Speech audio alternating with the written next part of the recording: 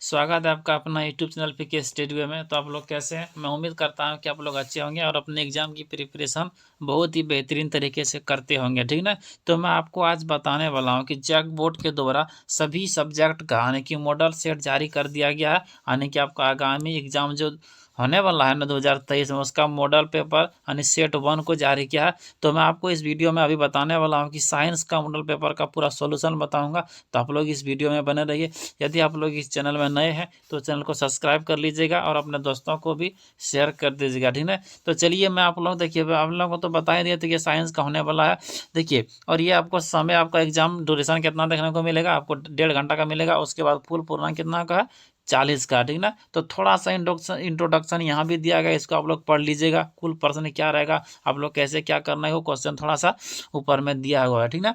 तो चलिए मैं क्वेश्चन को पढ़ते हैं। देखिए क्वेश्चन नंबर 1 में क्या लिखा गया, थोड़ा आप लोग ध्यानपूर्वक देखिएगा।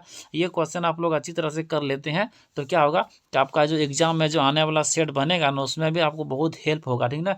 और ये क्वेश्चन आप लोग, ये मतलब वीडियो आप लोग दोस्तों को भी शेयर करें ताकि उनको भी बहुत से बहुत लाभ मिल सके, ठीक ना। तो चलिए हम लोग क्वेश्चन नंबर 1 को पढ़ते हैं। तो ये क्वेश्चन नंबर 1 में क्या लिखा गया है, क्या लिखा है कि दाढ़ी बनाने में किस प्रकार के दर्पण का उपयोग होता है। तो आप लोग जानते हैं कि दाढ़ी बनाने के लिए हम लोग किसका उपयोग करते हैं। तो दाढ़ी बनाने के लिए हम लोग किसका करते हैं, अवतल का करते हैं, ठीक ना। तो हम लोग ऑप्शन नंबर सी को टिक कर देंगे, ठीक। तो चलिए आगे हम लोग देखते हैं कि क्वेश्चन नंबर 2 में क्या लिखा गया। लिखा गया कि गोलीय दर्पण में फोकस दूरी एवं वक्रता त्रिज्या के बीच संबंध क्या होती है। तो हम लोग जानते हैं कि टू एफ बराबर आर होता है, यानी कि एफ बराबर क्या होता है, R/2 हम लोग कर देते हैं, ठीक ना। तो ये क्वेश्चन नंबर हम लोग इसका बी नंबर आंसर हो जाएगा, ठीक। बहुत ही आसान क्वेश्चन दिया गया सेट में, तो आप लोग बहुत बेहतरीन तरह से आप लोग देखिए, ठीक ना। देखिए क्वेश्चन 3 को पढ़ते हैं। देखिए क्वेश्चन नंबर 3 में क्या लिखा गया, प्रकाश के अपवर्तन की प्रक्रिया में कौन सी भौतिक राशि परिवर्तित होती है। कहने का मतलब है कि जब कोई प्रकाश किरण सघन माध्यम से विरल माध्यम में प्रवेश करते हैं तो क्या अपरिवर्तित मतलब क्या नहीं बदलता है, वो आप लोगों को देखना है। देखिए क्वेश्चन नंबर 3 में आप लोगों को देखने को मिलेगा ये क्या कि आप लोगों को क्या है कि ये तरंग धैर्य यानी कि मतलब आवृत्ति नहीं बदलता है। क्या ये आवृत्ति आप लोगों को नहीं देखने को मिलेगा बदलने का, ठीक ना। तो ऑप्शन नंबर ए इसका आंसर सही हो जाएगा, ठीक। फाइनली इसका आंसर ए होगा, ठीक। भले ही सब चेंज होता है लेकिन आवृत्ति आपका साथ नहीं छोड़ेगा, ठीक। तो चलिए हम लोग अब क्वेश्चन नंबर 4 को पढ़ते हैं। देखिए क्वेश्चन नंबर 4 में क्या लिखा गया कि 1 मीटर फोकस दूरी वाले उत्तल लेंस की क्षमता कितना होगी। तो आप लोगों को क्या होता है कि हम लोग पी बराबर क्या होता है, 1/f होता है कि नहीं होता है। जब उत्तल लेंस बोला है, उत्तल लेंस में क्या होगा कि ये +1 होगा, ठीक, यानी कि +1 डायप्टर, ठीक। तो चलिए हम लोग क्वेश्चन नंबर 5 को पढ़ते हैं। देखिए क्वेश्चन नंबर 5 में क्या लिखा गया, क्वेश्चन नंबर 5 में लिखा है कि 4 डायप्टर क्षमता वाले अवतल लेंस की फोकस दूरी क्या होगी। कितना बोला है कि 4 डायप्टर क्षमता वाले। तो हम लोग फार्मूला क्या पढ़े हैं कि पी बराबर, देखिए पी बराबर बोला है कि एफ, पी बराबर बोले एफ बराबर बोले, क्योंकि गुना करने के बाद वापस में यही रिलेशन इसका सेम ही होता है, यानी कि एफ बराबर 1/4 होता है, 1/पी। पी का मान हम लोग 4 कर देते हैं, तो इसको हम लोग भाग करेंगे ना, तो 1 कितना 1 पॉइंट इतना आएगा। तो ये मीटर में, इसको सेंटीमीटर में चेंज करें तो गुना करना पड़ेगा। क्या करना पड़ेगा, गुना करना पड़ेगा। इसको हम लोग 100 से गुना करेंगे तो ये मेरा आ जाएगा 0. कितना होगा, 25 सेंटीमीटर। तो इसका फाइनली आंसर कितना हो जाएगा, इसका आंसर आपको देखने को मिलेगा कितना। तो आंसर आपका हो जाएगा इसका कितना, देखिए ये आपका 25 सेंटीमीटर, ठीक। तो चलिए हम लोग आगे देखते हैं। चलिए आगे देखिए क्या लिखा है कि हम लोग वाहन के अग्रदीप में किस दर्पण का उपयोग करता है। नहीं, वाहन के अग्रदीप यानी कि हेडलाइट में बोल रहा है कि हम लोग कौन सा दर्पण का उपयोग करते हैं। तो वाहन का अग्रदीप में हम लोग कौन सा दर्पण का उपयोग करते हैं, देखिए हम लोग इसमें अवतल दर्पण का उपयोग करते हैं, ठीक, यानी कि ए नंबर इसका आंसर सही होगा, ठीक हो गया। चलिए अब हम लोग देखते हैं 7 नंबर में। देखिए 7 नंबर में लिखा गया कि मानव नेत्र के जिस भाग पर किसी बंधु का प्रतिबिंब बनता है उसको हम लोग क्या बोलते हैं, उसको हम लोग दृष्टिपटल बोलते हैं। क्या बोलते हैं, दृष्टिपटल। इसको हम लोग रेटिना बोलते हैं ना, वही दृष्टिपटल होता है, ठीक। इसको हम लोग रेटिना भी बोलते हैं, ठीक ना। तो चलिए ये हो गया। अब देखते हैं कि क्वेश्चन नंबर हम लोग 8 को देखते हैं। देखिए क्वेश्चन नंबर 8 में क्या लिखा गया कि सामान्य नेत्र की दूरबिंदु क्या होते हैं। देखिए सामान्य नेत्र यदि निकट बिंदु पूछेगा तो आपको 25 सेंटीमीटर लगाना पड़ेगा। यदि दूर बिंदु पूछ रहा है तो दूर बिंदु में आपका क्या होगा, ये दूर बिंदु में आपको अनंत हो जाएगा, ठीक ना। यानी कि ऑप्शन नंबर हम लोग डी को टिक करेंगे। देखिए ध्यान दीजिएगा, यदि आप लोग को सामान्य पूछ रहा है, क्या पूछ रहा है कि समान नेत्र का दूरी पूछेगा तो आप लोग 25 सेंटीमीटर लगाइएगा, लेकिन अनंत मतलब दूर बिंदु पूछा था उसको आप लोग अनंत लगा दीजिएगा, ठीक ना। चलिए अब क्वेश्चन नंबर 9 को देखते हैं। क्वेश्चन नंबर 9 में क्या बोला है, देखिए कि बोला है कि नेत्र में जाने वाली प्रकाश की मात्रा का नियंत्रण कौन करता है। तो कौन करता है, ये परितारिका करता है। ऑप्शन नंबर हम लोग सी को टिक करेंगे, ठीक। कौन करता है, ये नियंत्रित करने का काम किसका है, परितारिका का है, ठीक। चलिए अब हम लोग को देखते हैं क्वेश्चन नंबर 10 को। देखिए क्वेश्चन नंबर 10 में कि मानव नेत्र, क्या बोला है कि मानव नेत्र में प्रतिबिंब की प्रकृति क्या होती है। प्रतिबिंब की प्रकृति क्या होती है मानव नेत्र में, वो आप लोगों को बताना है। तो प्रतिबिंब की प्रकृति क्या होती है, वास्तविक उल्टा होता है, क्या होता है, उल्टा और वास्तविक होता है। तो हम लोग ऑप्शन नंबर डी को टिक आउट करेंगे, यानी कि 10 का आंसर कितना होगा, डी, ठीक ना। ये कैसा होता है, उल्टा होता है और वास्तविक होता है, ठीक ना। तो चलिए हम लोग देखते हैं क्वेश्चन नंबर 11 को पढ़ते हैं। देखिए क्वेश्चन नंबर 11 में क्या लिखा है कि 1 किलोवाट घंटा, ठीक ना, 1 किलोवाट घंटा हम लोग KWS को क्या बोलते हैं, किलोवाट घंटा, निम्न में से किसकी इकाई है। तो हम लोग किसका, ये किसका है, ये ऊर्जा का है, किसका है, ऊर्जा का। ऑप्शन हम लोग बी को टिक आउट करेंगे, ठीक हो जाएगा ये। चलिए अब हम लोग देखते हैं 12 नंबर में। देखिए बोला है कि कूलम, कूलम किसका एसआई मात्रा, ये तो आप लोग जानते ही हैं। कूलम किसका, आवेश का, विद्युत आवेश का एसआई मात्रा है कूलम, ये इसका आंसर हो जाएगा ए नंबर, ठीक। चलिए अब देखते हैं हम लोग 13 नंबर क्वेश्चन। देखिए 13 नंबर क्वेश्चन क्या बोल रहा है कि विद्युत मोटर एक युक्ति है जो परिवर्तित करता है। देखिए विद्युत मोटर क्या करता है कि वो विद्युत ऊर्जा को यांत्रिक ऊर्जा में परिवर्तित करता है। ये याद रखना है कि आपको यांत्रिक ऊर्जा को विद्युत ऊर्जा में परिवर्तन करता है। इसका ऑप्शन नंबर हम लोग बी को टिक आउट करेंगे। किसको करेंगे, ये 13 का हम लोग बी को टिक आउट करने के। विद्युत मोटर क्या करता है कि विद्युत मोटर काम करता है, क्या करता है, इसका करता है कि विद्युत ऊर्जा को यांत्रिक ऊर्जा में परिवर्तित करता है। जैसा कि हम लोग मोटर को लगाते हैं तो वो क्या करता है कि वो आंतरिक ऊर्जा किसमें कर देता है, यानी विद्युत को आंतरिक में बदल देता है, ठीक ना। तो इसका आंसर होगा बी नंबर, ठीक। चलिए आगे देखते हैं हम लोग 14 नंबर में क्या बोल रहा है कि जल का विद्युत अवघटन किस प्रकार की अभिक्रिया, वो आपको बताना है कि जल का विद्युत अवघटन जो होता है ना, ये क्वेश्चन नंबर 14 में पूछ रहा है कि जल का विद्युत अवघटन किस प्रकार की अभिक्रिया होती है, वो आप लोगों को बताना है किस प्रकार की है। ये है आपका, देखिए ये आपका है संयोजन अभिक्रिया, कैसा है ना, संयोजन बोलते हैं। ये वियोजन अभिक्रिया, क्या, ये वियोजन अभिक्रिया है, ठीक। तो ये आप लोग थोड़ा देख लीजिएगा, ठीक। आगे देखते हैं 15 नंबर क्वेश्चन में क्या लिखा गया, CuO प्लस H2, हम लोग इसको क्या करेंगे, Cu प्लस H2O से अभिक्रिया करेंगे तो क्या होगा, वो आप लोगों को देखना है, ठीक ना। तो करने के बाद क्या बनेगा वो देखिए, ये क्या होगा, ये आपको देखने को मिलेगा ऑप्शन नंबर एच, ठीक ना, क्या बोलते हैं, एच बोलते हैं। ऑप्शन हाइड्रोजन, ठीक ना, ये ऑप्शन नंबर डी इसका टिक आउट करना आपको आंसर, ठीक। तो चलिए आगे देखते हैं हम लोग 16 नंबर क्वेश्चन क्या लिखा है। देखिए 16 नंबर आप लोग ठीक से पढ़िएगा। देखिए 16 नंबर एक चित्र दिया है कि दिए गए चित्र में किस प्रकार की अभिक्रिया हो रही है, वो आप लोगों को बताना। देखिए कील दिया है, प्रज्ञानली में है, लोहे का कील है, वो आप लोगों को देखना है किस प्रकार की इसमें अभिक्रिया हो रही है। तो इसका आपको आंसर देखना है, संयोजन अभिक्रिया है, वियोजन अभिक्रिया है, विस्थापन अभिक्रिया है या द्विविस्थापन अभिक्रिया। तो आप लोगों को इसमें बताना है ये क्या होगा, विस्थापन अभिक्रिया। क्या, ऑप्शन नंबर हम लोग किसको टिक आउट करेंगे, सी को टिक आउट करेंगे, जिसको हम लोग विस्थापन अभिक्रिया बोलते हैं, ठीक ना। तो ये 16 का हम लोग किसको बोलेंगे, 16 का सी हो गया, ठीक। चलिए हम लोग देखते हैं 17 का। देखिए 17 में क्या लिखा गया कि निम्नलिखित में, क्या बोला है कि निम्नलिखित में कौन सा प्राकृतिक सूचक का उदाहरण है, वो आप लोगों को बताना है। जैसे कि प्राकृतिक सूचक का उदाहरण ये है, क्या है, लिटमस, जिसको हम लोग लाइकेन से बनाते हैं। किससे बनाते हैं, लाइकेन से बनाया जाता है। ये प्राकृतिक से जो बनता है इसको हम लोग लिटमस से इसको चेक करते हैं, ठीक। ये प्राकृतिक सूचक है, इसको हम लोग लाइकेन के मदद से बनाया जाता है, ठीक ना। तो चलिए आप लोगों को थोड़ा याद रखना है। देखिए 18 नंबर क्वेश्चन में क्या लिखा गया, किसी विलियन का पीएच मान, देखिए यहाँ ना नहीं है, साथ में है, किसी विलियन का पीएच मान 10 है तो वह निम्नलिखित में क्या होगा। देखिए इतना आसान और आपसे क्या पूछे, जैसे कि आप लोगों को थोड़ा पीएच स्केल के बारे में बता देता हूँ। पीएच स्केल ऐसे होता है, बीच में 7 होता है, मतलब उसके बाद बीच में बोलते हैं 7, यहाँ 7 होता है, और 0 से 14 तक का अंक अंकित होता है। यदि 7 से कम हुआ तो वो आम लगा, 7 से अधिक हुआ तो वो छारा होगा। तो इसलिए आप लोगों को क्या करना है, जो 10 बोल रहा है तो 10 आने की 7 से अधिक है, इसका मतलब वो डी यानी छारक होगा, ठीक ना। इसका आंसर डी हो जाएगा। 18 का क्या होगा, छारक। 10 है पीएच मान, इसका मतलब वो छारक में चल गया, ठीक ना। चलिए अब देखते हैं कि क्वेश्चन नंबर 19 में क्या लिखा गया है कि दिए गए चित्र क्या सूचित करता है, वो आप लोगों को बताना है। देखिए ये चित्र आपको क्या सूचित कर रहा है कि सांद्र जल तथा क्षार जाल वाले परिवर्तन को चेतावनी का चिन्ह कर रहा है। ये ऑप्शन हम लोग इसका क्या करेंगे, डी को टिक आउट करेंगे, ठीक है ना। यानी कि सांद्र अम्ल तथा क्षार वाले परिवर्तन का चेतावनी दे रहा है। ये आप लोगों को जैसे कि लाल एटमस पत्र को नीला कर देता है, नीला एटमस पत्र को लाल करता है, वो तरह का जो कंडीशन होता है सेम वही चीज़ इसमें बता रहा है। ऑप्शन नंबर इसका कितना होगा? डी, ठीक है ना। ठीक, ये हो जाएगा। ठीक, चलिए देखना 21 में क्या पूछ रहा है। देखिए 21 नंबर क्वेश्चन में क्या लिखा है कि कौन धातु कमरे के, देखिए धातु नहीं पूछ रहा है कि कौन अधातु कमरे के ताप पर द्रव अवस्था में पाया जाता है, वो आप लोगों को बताना है। कौन होता है?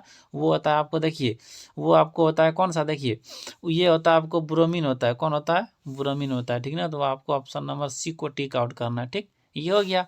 चलिए हम लेते हैं 22 नंबर क्वेश्चन क्या बोला। देखिए 22 नंबर में बोल रहा है कि निम्नलिखित में से किस पदार्थ का उपयोग अग्नि, क्या लिखा है कि अग्निशामक बनाने में क्या आता है, वो आप लोगों को बताना है कि इसका उपयोग क्या करता है, अग्निशामक बनाने में लोग करते हैं, वो उसका देखना है किसमें होता है। ये सोडियम हम लोग हाइड्रोजन कार्बोनेट बोलते हैं या सोडियम बाइकार्बोनेट बोलते हैं, यानी कि ऑप्शन हम लोग बी को टिक आउट करेंगे। किसको करेंगे? बी हो जाएगा, ठीक ना। ये बहुत ही आसान क्वेश्चन है, यानी कि ऑप्शन हम लोग बी को टिक आउट करेंगे, जैसे कि होता है ना, बस इसी को टिक कर देंगे। आगे देखते हैं हम लोग। अब 23 नंबर देखिए क्या है, लिखा गया है कि आधुनिक आवाज सारणी किस आधार पर बना है, वो आप लोगों को बताना है। आधुनिक जो आवाज सारणी बना है ना, वो किस प्रकार, किसके आधार पर बना है। वो आधुनिक जो आवाज सारणी बना है, तो आप लोगों को सिंपल जानते हैं कि ये परमाणु संख्या पर आधारित है, ठीक है ना। जैसे कि आगे देखते हैं हम लोग। अब 24 नंबर क्वेश्चन देखिए, लेकिन निम्नलिखित में कौन सा धातु सबसे अधिक अभिक्रियाशील है, वो आप लोगों को बताना है। तो कौन सा अधिक है, तो वो आप लोगों को देखना है। ये हो जाएगा आपका पोटेशियम, यानी को question option number 1 tick out कर देना है, ठीक ना। ये हो गया। ठीक, तो चलिए हो गया ये। आगे देखना है। अब हम लोग देखते हैं 25 को देखते हैं। लिखा है कि पृथ्वी की भूप्रकृति में प्राकृतिक रूप से पाए जाने वाले तत्व या यौगिक क्या कहलाते हैं, वो आप लोगों को बताना होगा कि प्राकृतिक रूप से पाए जाने वाले तत्व या यौगिक क्या कहलाते हैं। ये तो क्या कहलाता है, ये तो सिंपल है कि इसको हम लोग खनिज कहते हैं। क्या कहते हैं? खनिज कहते हैं, ठीक ना। ये हो गया। आगे देखते हैं हम लोग। अब 26 नंबर क्वेश्चन देखिए क्या लिखा है कि प्रोपेनॉल में कौन अभिक्रियाशील समूह मौजूद होता है। प्रोपेनॉल जो होता है ना, उसमें कौन सा अभिक्रियाशील धातु उसमें रहता है, वो आप लोगों को बताना है। उसमें क्या होता है? अल्कोहल होता है, यानी कि ऑप्शन नंबर ए को टिक आउट करेंगे, ठीक ना। 26 का क्या बोलेंगे? अल्कोहल को टिक आउट करेंगे, ठीक। तो चलिए अब देखते हैं आगे हम लोग 27 नंबर में। देखिए क्या लिखा गया है। 27 में लिखा गया है कि प्राकृतिक संश्लेषण प्रक्रिया, लिखा गया प्रकाश संश्लेषण प्रक्रिया में निम्नलिखित में क्या नहीं होता है, वो आप लोगों को पता है। जल का टूटना, ऑक्सीजन का मुक्त होना, उसके बाद क्या है, कार्बन डाइऑक्साइड का मुक्त होना, कार्बन डाइऑक्साइड का उपयोग होना। देखिए ऑप्शन नंबर इसमें हम लोग किसको टिक आउट करेंगे? ऑप्शन नंबर सी को टिक आउट करेंगे। कार्बन डाइऑक्साइड का मुक्त होना हो जाएगा, ठीक। ऑप्शन नंबर कितना? सी को, ठीक। ये हो गया।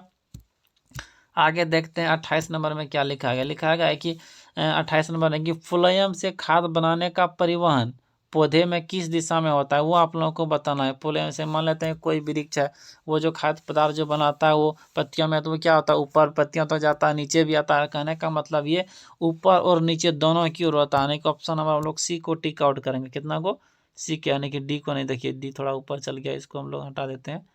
ये डी नहीं, ऑप्शन नंबर हम लोग किसको टिक आउट करेंगे? ऑप्शन नंबर सी को, ठीक। ये आप लोगों को ध्यान देना, ऑप्शन नंबर सी को याद रखना है, ठीक ना। तो ये ऑप्शन नंबर सी होगा, सी, यानी कि ऊपर और नीचे दोनों तरफ चलेगा, ठीक। 28 का सी हो जाएगा, ठीक ना। तो चलिए 28 का सी हो गया। अब 29 का देखिए क्या लिखा है कि वृक्क, क्या लिखा है कि वृक्क की रचना तथा क्रियात्मक इकाई क्या कहलाता है, वो देखना जाता है। वृक्काणु कहलाता है। इसमें कुछ अक्षर छूट गया है, यानी कि ये होगा बी नंबर ऑप्शन, ठीक। तो चलिए इसी प्रकार से आप लोग देखिए। उसके बाद देखना है कि 30 का क्या होगा आंसर। देखना है कि फल को पकाने के लिए कौन सा हार्मोन उत्तरदायी होता है, वो आप लोगों को देखना है। कि फल को जब हम लोग पकाते हैं, जैसे कि क्या कहते हैं कि हम लोग मैंगो को पकाते हैं कार्बोहाइड्रेट दे करके, उसी प्रकार से हम लोग जो फल पकाने का जो होता है उसका हार्मोन कौन सा उत्तरदायी होता है, वो आप लोगों को बताना है। देखिए देखना है कि 30 का आंसर क्या हो जाएगा। आप लोग पढ़िए। 30 का आंसर आप लोग देने का प्रयास करेंगे। क्या होगा? एथिनील हो जाएगा। क्या हो जाएगा? ये एथिनील, यानी कि ऑप्शन नंबर सी को टिक आउट करना है, ठीक। चलिए इसका हो गया एथिनील हो गया। अब देखना है कि 31 को देखते हैं। 31 में क्या लिखा है कि एस्ट्रोजन स्रावित होता है। कहाँ होता है एस्ट्रोजन? क्या होता है? जैसे कि टेस्टोस्टेरोन आप लोग पढ़े हैं, एस्ट्रोजन पढ़े हैं। ये क्या होता है? अंडाशय में होता है। कहाँ होता है? ये अंडाशय में होता है, ठीक। ये हो जाएगा, ठीक ना, आने के ऑप्शन नंबर ए हो जाएगा, ठीक। चलिए अब आगे देखते हैं। अब देखते हैं कि 32 नंबर में क्या लिखा है कि नर युग्मक और मादा युग्मक के संलयन से क्या कहलाता है। ये तो सभी जानते हैं, ये निषेचन कहलाता है। क्या कहलाता है? ये निषेचन कहलाता है। बहुत सिंपल क्वेश्चन है, ठीक।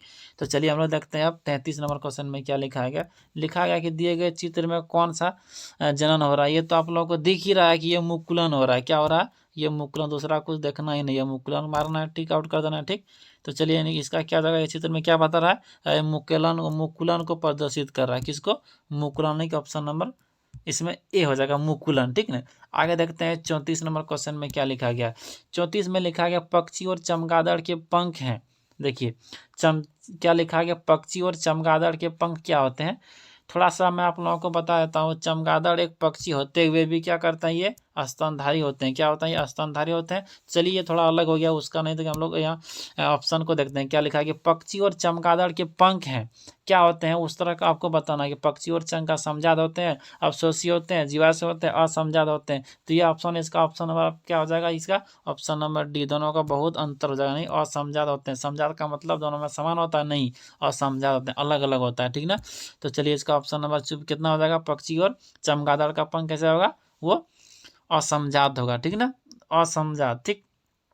चलिए आगे देखते हैं। देखना है कि बहुत आसान क्वेश्चन दिया गया है कि 35 नंबर में बोला गया कि मेंडल अपने प्रयोग में किस पौधे का उपयोग किया था। तो मेंडल ने अपने किस में किया था, मटर का पौधा पर उपयोग किया था। किस पर? मटर का पौधा पर। पता है आप लोगों को लगभग 2800 पौधों पर इसने प्रयोग किया था। कितना? 2800। इसको हम लोग क्या कहते हैं, इसको हम लोग अनुवांशिकता का जनक भी कहा जाता है, ग्रेगर जॉन मेंडल को, ठीक ना। थोड़ा आप लोग याद रखिएगा। और अगला शिफ्ट में हो सकता है आएगा कि अनुवांशिकता का जनक किस मनोवैज्ञानिक कहा जाता है। तो आप लोग क्या करना है, ग्रेगर जॉन मेंडल को, ठीक ना। इसमें किस पौधा पर प्रयोग किया था, और मटर का पौधा पर, ठीक। तो चलिए उसके बाद देखना है 36 नंबर में क्या लिखा गया, निम्नलिखित में कौन उत्पादक है। आप लोगों को बताना है, सांप, मेंढक, घास और ग्रास। और देखिए आप लोग पता होगा कि जो घास होता है ना, वो उत्पादक होता है। क्या होता है? उत्पादन, प्रोडक्ट, उसी से पौधा उत्पादक होता है। उसके बाद प्राथमिक उपभोक्ता का जाते हैं, जिसको हम लोग शाकाहारी मांसाहारी जो होता है ना। चलिए ये हो जाएगा क्या, ये हो जाएगा क्या, ये घास हो जाएगा, ठीक ना। इसको हम लोग ऑप्शन नंबर सी को टिक आउट करेंगे। क्या करेंगे? ये घास होगा, ठीक ना। इसका क्या होगा, ये उत्पादक घास कहलाएगा, ठीक। तो चलिए हम लोग देखते हैं क्वेश्चन नंबर, हम लोग 37 को पढ़े। देखिए लिखा गया 37 में क्या, कि किसी आहार श्रृंखला में शाकाहारी का निर्माण होता है। शाकाहारी का निर्माण क्या होता है, यानी कि जो प्राथमिक उपभोक्ता को जो खाता है, यानी प्राथमिक उपभोक्ता बोलते हैं। हाँ, ये प्राथमिक उपभोक्ता कहलाता है, यानी कि जो उत्पाद को जो खाता है, पहला उत्पाद जो खाता है वही होता है प्राथमिक उपभोक्ता, ठीक ना। इसको हम लोग क्या कहते हैं, प्रथम प्रथम पोषी स्तर का हम लोग इसको मानते हैं। नहीं, ऑप्शन नंबर इसमें क्या होगा, ऑप्शन नंबर ए हो जाएगा सही, ठीक ना। इसको प्रथम पोषी स्तर कहते हैं, ठीक। तो चलिए ये हो जाएगा। आगे देखना है हम लोग 38 नंबर क्वेश्चन में क्या लिखा है। 38 में लिखा गया है कि ओजोन परत का अवक्षय होने के लिए कौन जिम्मेदार है। CO2, CFC, H2O। ये हो जाएगा, क्या हो जाएगा, ये हो जाएगा तुम्हारा CFC, जिसको हम लोग क्लोरोफ्लोरोकार्बन कहते हैं। क्या कहते हैं? क्लोरोफ्लोरोकार्बन कहते हैं। CFC यानी कि ऑप्शन नंबर हम लोग बी को टिक आउट करेंगे। ओजोन परत का अवक्षय मैंने इसको घटाने का कौन ज़्यादा योगदान इसमें है, इसमें क्लोरोफ्लोरोकार्बन, CFC इसको हम लोग बोलते हैं, ठीक ना। आगे देखना है। आगे देखिए 39 नंबर क्वेश्चन में लिखा कि निम्नलिखित में कौन जैव ऊर्जा स्रोत का उदाहरण नहीं है, वो आप लोगों को बताना है। तो कोयला, लकड़ी, गोबर गैस हो गया, नाभिकीय ऊर्जा हो गया, कोयला हो गया। तो ये क्या है, ये ऊर्जा का, ये क्या है, निम्नलिखित में से कौन जैव ऊर्जा का उदाहरण नहीं है, वो आप लोगों को देखना। ये जो नाभिकीय ऊर्जा है ना, ये नहीं है, ठीक ना। ये जैव मात्रा का ऊर्जा का उदाहरण नहीं है। इसको हम लोग क्या करेंगे, इसको टिक आउट कर देंगे। देखिए लास्ट क्वेश्चन लिखा है। लास्ट क्वेश्चन में क्या लिखा है कि पवन ऊर्जा उत्पादन के लिए पवन की न्यूनतम चाल कितनी होनी चाहिए। देखिए पवन ऊर्जा हम लोग वहीं स्थापित कहाँ कर सकते हैं, जहाँ लगभग 15 किलोमीटर प्रति आवर हवा बहती है, वहीं हम लोग इसको वो क्या कर सकते हैं, उसको लगा सकते हैं। आप लोगों को याद होगा, थोड़ा एक अलग क्वेश्चन में आप लोगों को बता देना चाहता हूँ कि पवनों का देश किसे कहा जाता है। आप लोग थोड़ा कमेंट में इसका आंसर दीजिएगा। पवनों का देश, हाँ, पवनों का देश किन्हें कहा जाता है, ये आप लोग को आंसर देना है, कमेंट में बताना कि पवनों का देश किसे कहा जाता है। हले अगले सीट में आपको देखने को मिल सकता है, ठीक ना। तो आप लोगों के लिए मैं एक क्वेश्चन होमवर्क देने की होमवर्क की तरह छोड़ता हूँ। आप लोग इसको कमेंट में इसका आंसर जरूर देने का प्रयास कीजिए कि पवनों का देश किसे कहा जाता है, ठीक ना। तो चलिए, वीडियो आप लोगों को अच्छा लगा तो आप लोग इसे लाइक और शेयर सब्सक्राइब करिए और अपने दोस्तों के साथ शेयर भी करिए। तब फिर मिलते हैं किसी नेक्स्ट टॉपिक के साथ, यानी कि नेक्स्ट टॉपिक के साथ अगले वीडियो में। तब तक के लिए धन्यवाद।